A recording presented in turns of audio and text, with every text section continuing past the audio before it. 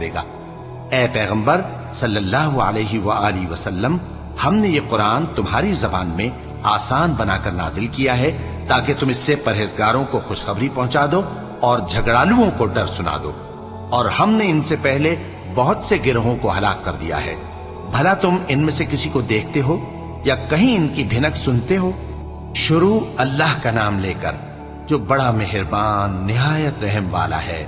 طٰہٰ، اے نبی صلی اللہ علیہ وآلہ وسلم، ہم نے تم پر قرآن اس لیے نازل نہیں کیا کہ تم مشقت میں پڑ جاؤ، مگر ہر اس شخص کی نصیحت کے لیے نازل کیا ہے جو خوف رکھتا ہے۔ یہ اس ذات کا اتارا ہوا ہے جس نے زمین اور اونچے اونچے آسمان بنائے، یعنی رحمان، جو عرش پر جلوہ افروز ہوا۔ جو کچھ آسمانوں میں ہے اور جو کچھ زمین میں ہے اور جو کچھ ان دونوں کے بیچ میں ہے اور جو کچھ مٹی کے